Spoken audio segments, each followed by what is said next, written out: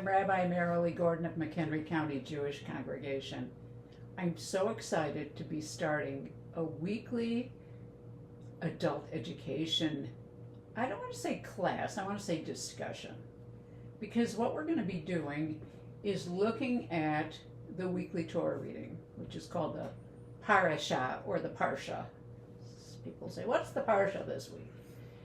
And we're going to be looking at it at some short commentaries by contemporary teachers and having discussions. And the thing is, there's so much in each portion to discuss.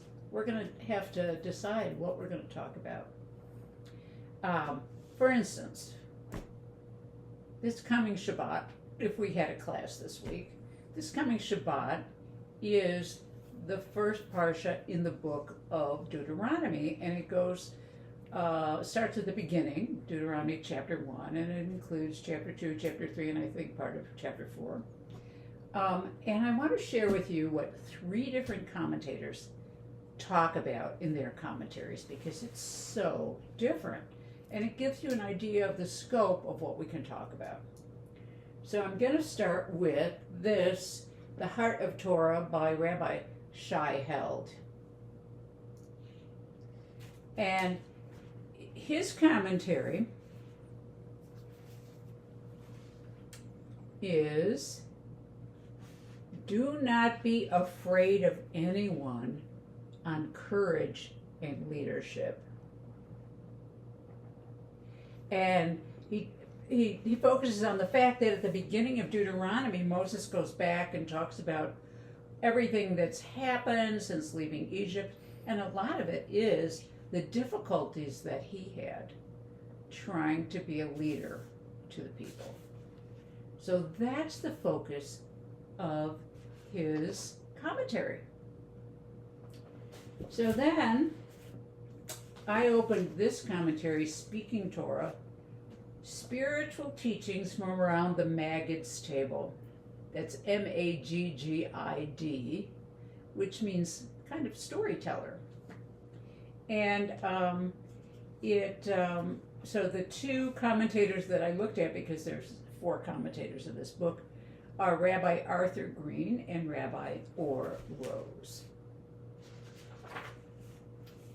And they have a little discussion about it after looking at some Hasidic commentaries. And so, Rabbi Rose says, these teachings all seem linked in urging us to turn inward and pay attention to what we find. We need to break through our blockages to find the inner Torah, to pay attention to our hidden temptations, to seek God within the simple human act of eating. And Rabbi Green says, yes, but they are also about working on yourself, struggling against ourselves to make the breakthrough. Now remember, when I talked about Rabbi Held, he was talking about Moses and leadership. And here they are talking about the Torah within us and using the Torah to help us resist temptations. Very different. One more. And this is from Rabbi Andrea Weiss in this book, The Torah, a Women's Commentary, which has the voices of many female rabbis.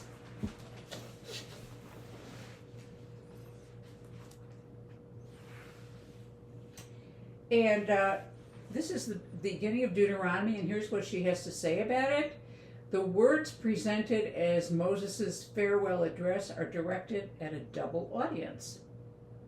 The first audience is the one in the biblical text, the people of Israel about to enter the promised land. This imagined audience is standing at a pivotal moment. Its members can either follow God's commandments or they can repeat the mistakes of the prior generation, presumably with disastrous consequences.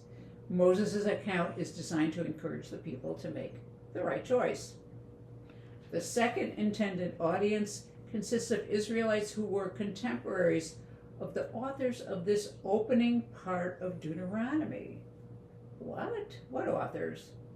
She says, most scholars believe that the material in this parsha through chapter 4, verse 43, were written during the Babylonian exile, 586 to 538, as an introduction to the laws that form the core of this book. The exile authors present a version of the past that accomplishes three goals. First, emphasizing God's role in Israel's history. Secondly, justifying Israel's territory in theological terms. Boy, could we have a discussion about that, right? And third, it underscores obedience to God as defined by Deuteronomy as the key to Israel's ongoing political and military success. So here's three commentaries on these few chapters, focusing on three very different aspects, all of which we can relate to today. So we're going to decide soon whether it's going to be Wednesday lunch or Wednesday evening. It will be a hybrid class, in person and on Zoom.